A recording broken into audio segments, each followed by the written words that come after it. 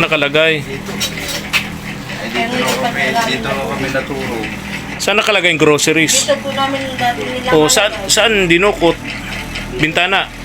Oh.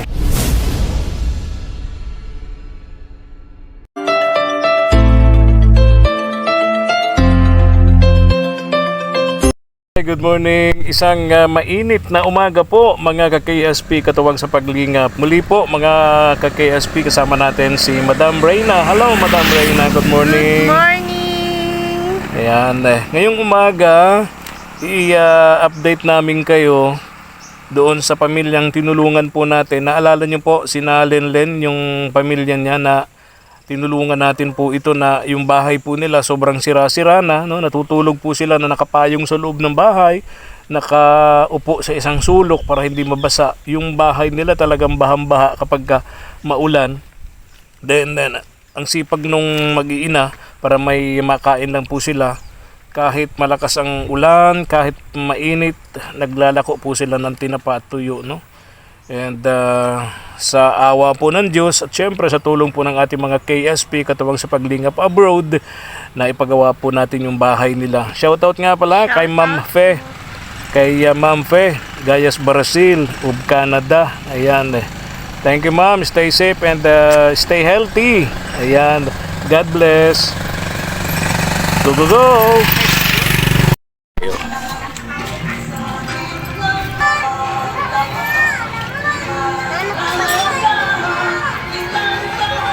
Hindi pa nila ginigiba yung dati nilang bahay. Tao po. Good morning, good morning. Salamat po. Good morning. Tao po. Oh, andito pala. Oh, dito pala ito si... Tawin ko lang po si Siya. Ah? Nandiyan po sa labastan. Oo.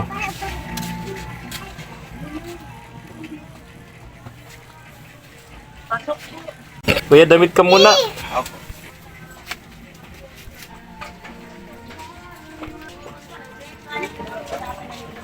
Oh, nagtatabo si Ian. Si Ian, ano? Saan kayo natabo? Inumin yan, inumin, ano?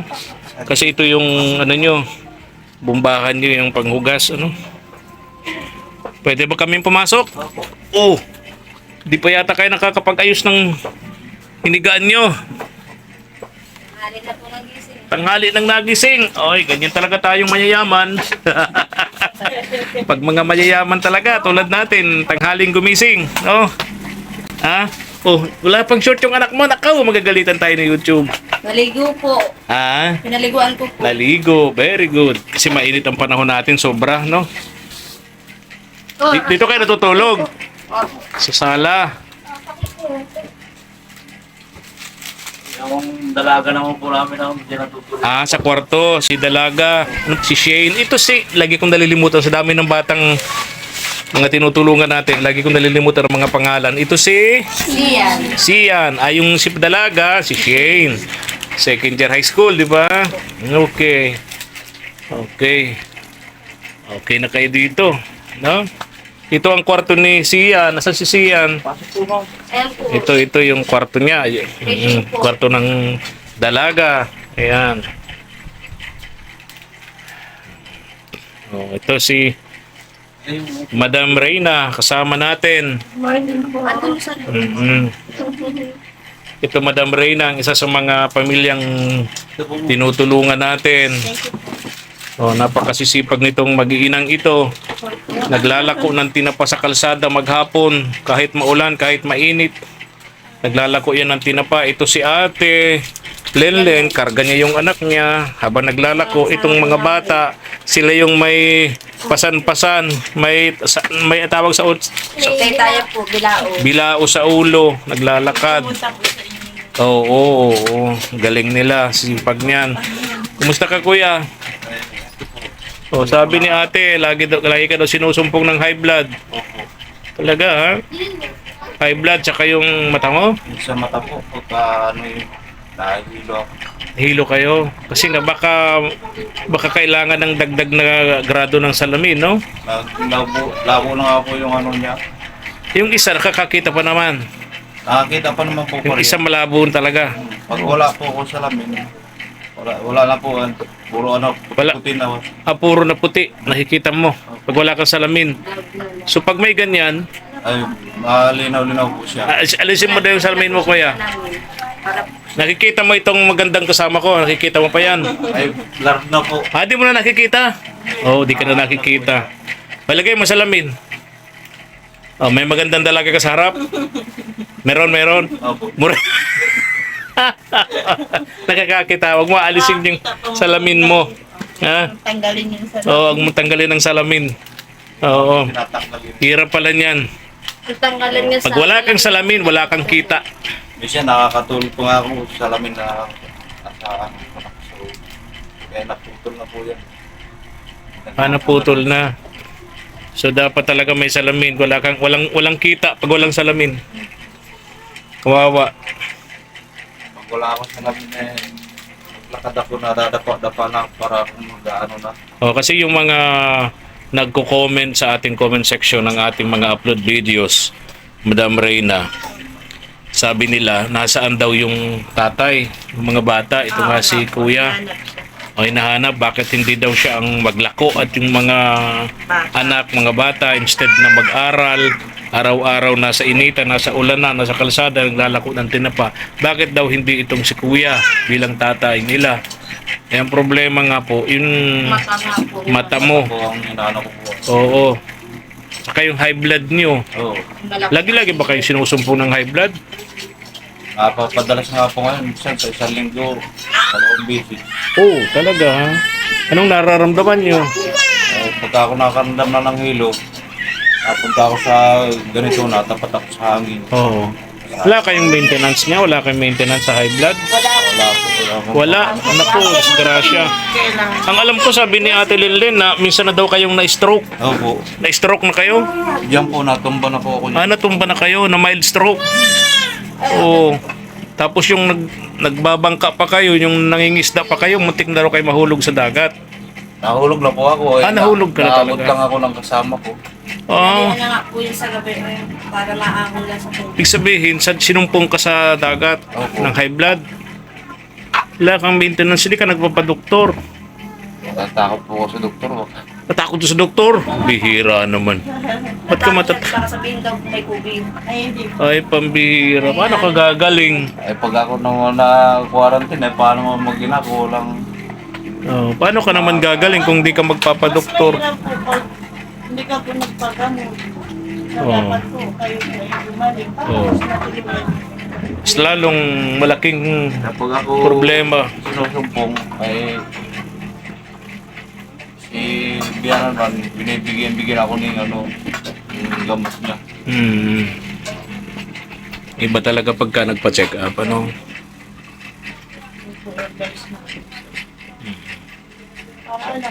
Malaman Kagat po kasi ito nakuha. Ilan ba ang BP mo? Nagpapatingin ka ba sa health center ng blood pressure mo? Pinakamababa po, 140. Pinakamababa yun. Madalas po, 150, 160, Ganun ba? over 100. Oo. Ang over ang hindi nababa, hindi nataas. O ganun ba? Pero siya ng 100. Okay. So yun ang problema. Kung bakit hindi madalas nakakasama sa paglalako ng tinapa ng mga anak niya, ng pamilya niya, itong si kuya dahil nga sa mahina na yung mata. Tapos may high blood pa. Siyempre lalo yung high blood, aatake yan sa mainit na panahon, no? Naglalakad kayo sa initan, baka mamaya matumba ka diyan, no? Saan nyo nilagay yung ano? Saan nyo nilagay yung groceries na ginakaw dito sa bahay nyo? Dito po eh. Ha? Saan nakalagay? Dito kami naturo. Saan nakalagay yung groceries? Dito po namin dati nila. O saan dinukot? Bintana? Oh, Tulog ko. tulog kayo. Grabing tulog nyo. Natulog po kami at minsan po nagtitinda kami. Siyempre, pagod na pagod kayo. Mahimbing ang tulog. So dito nakalagay yung bigas, Dito. tsaka yung groceries. Binuksan yung bintana na yan. Sarado po siya. Kaso, kung nagdaan naman po sa pintana. Dito yung bintana na yan. Saan? Dito. Ito po ang bukas. Di po pumasok? Sarado po siya. Ito lang po ang bukas. Para nga pumasok yung hangin. Pero kung Bukas naman pala yung bintana nyo eh. Ibig sabihin na pinapasok nyo yung magnanakaw. Hindi, ang purpose kasi nila, kaya binuksan nila yung bintana kasi mainit. Gusto nyo ng mahanginan. Ayun, siguro nasilip ng magnanakaw na may groceries kayo doon. Yun. Pumasok siya, kinuha. Alam niyo tulog na tulog kayo. Talaga. yung bigas naman na binigay mo po sa akin, doon naman nangyari. Doon naman karalat. Talaga. Sa pintana. Nako. Hirap na. Ako ngayon, Ate Lenlen. Wala po kami nakuha pong paninda. Ha? Wala po kami nakuhaan. Wala kayo nakuha ang paninda? Wala po. Hindi po Okay. sa kinukuha namin, wala naman punta pa. Meron. Yan yung ano lang kayo, yung inaangkat nyo bali. Okay, nakangkat lang po namin. Tapos pag nakapaubos po namin, saka po namin nire-release sa may-ari. Porsyentuhan kayo. Okay. Okay. Pag kayo nagtitinda kayo mag-iina, magkano naman kinikita nyo? Minsan po sa maghapon, nakita po kami ng 300. 300. Linis na yon. Okay, very good. No? Kahit pa paano, syempre, nakabili kayo ng bigas. No? Ang importante ngayon, Ate Lenlen, may bahay na kayo. Siya po. Hindi na kayo dito sa bahay na ito na Matutulog ng tulog. natutulog kayo rito ng nakapayong kasi bahamba sa loob. Ano? Bahamba sa loob.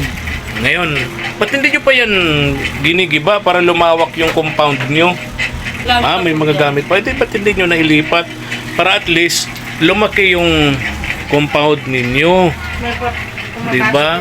O may para pumasok yung hangin. Presko. Para presko kayo, di ba? Kaya na nga itong gigibay. Gigibay na natin po yan. Kaya nga. Oo. Ilang po sila ang tatabasin mo na yan dyan. Mayroon po ba po rin po lahat. At least nakaalis na sila dito sa bahay na to. Ano? Ito lang po ang ano yun po. At alisin. Oh. Para dito sa bahay nyo, pumasok yung hangin. Kasi napakainit kapag ka nakaharang yung lumang bahay nyo. No? Kayo rin. Saka ito po, pagka mayroon kaming paninda na makukuha. Kasi itong luting ito, magagawa nyo pa itong bilaran ng tuyo at tinapa. Di ba? May space, may bakuran kayo. Sa unang-una po, Dapat talaga niyan, alisin na yan. Ano? sa unang-una po may kumukontra. Ha? Kumukontra. Ano? May kumukontra. May kumukontra. Saan? Ayaan ko na yan, mga kontra-kontrang yan. Oo. At least wala na kayo dyan. Naawa ako sa pamilya mo nung makilala ko sila, kuya, na nasa isang sulok sila, nakapayong, natutulog ng mga nakaupo, no? Dahil yung bahay nila talagang tuluan, no? Baha sa loob. Kaya ngayon okay na. Puro salod ng planggana. Oo. Timba. Kaya pasalamat tayo unang-una sa mga salamat tayo una siyempre kay Lord, no? Sa Diyos. Pangalawa doon sa mga tumutulong sa atin, di naman sila kaano-ano natin, di sila kadugo, di natin kilala nga, no? Pero andun yung kanilang marubdob na pagtulong sa mga tulad nating pobre, nangangailangan. Kailangan lang natin siyempre, kuya, pahalagahan natin yung mga tulong sa atin. Ano po? Yun nga po. Ha? Saka siyempre, kailangan din naman nating kumilos at magsikap, no?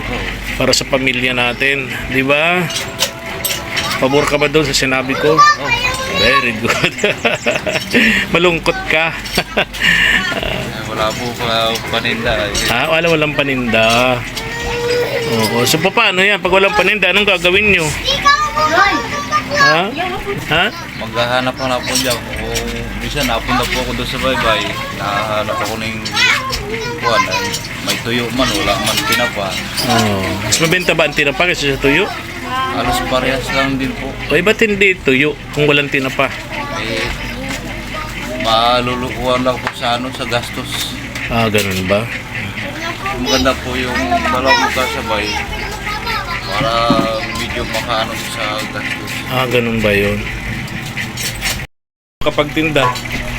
Oh. May pagkain kayo. Pag makaano po ng kalating kilo, nilulugaw, maghapon ako. Lulugaw. Pambira.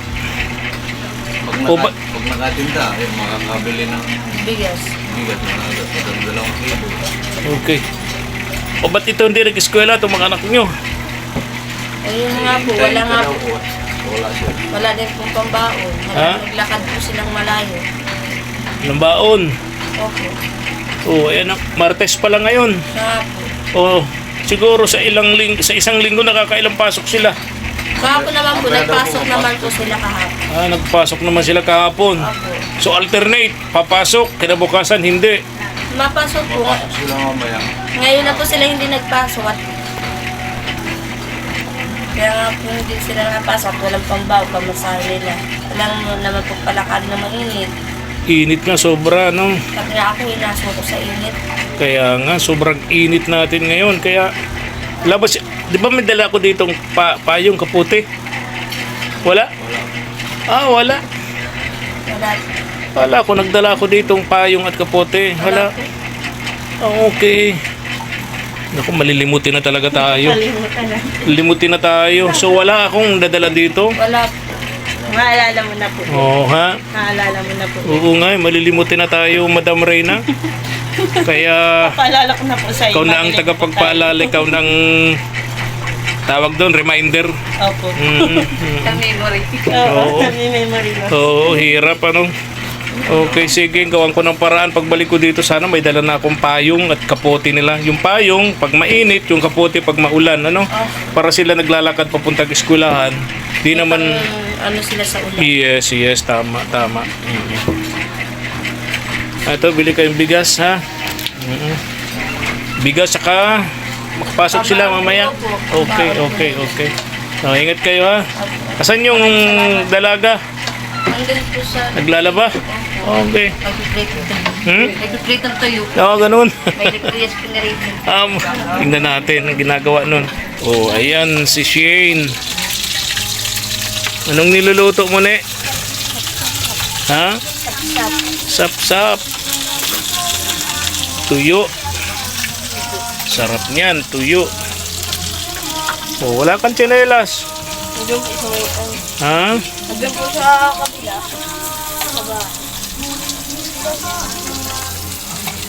Saing ka na. Wala pa po. Paano yan? Wala pang sinaing, may pang-ulam na. Dito pa rin pala kayo nagluluto sa dati yung bahay. Opo. Ha? Pero magigiba na talaga siya, no? Ha? Ingat ka, oh. Halos nakalapat na ang bubong, baka babagsakan ka na niyan. Ha? Bye-bye na. Pasok kayo mamaya sa school, ha? Ilang araw na kayong absent? Wala po kahapon. Nako. Sige na, Shane. Ingat. Ha? Bye-bye. Alis na ako. Maraming salamat. Ingat kayo, ha?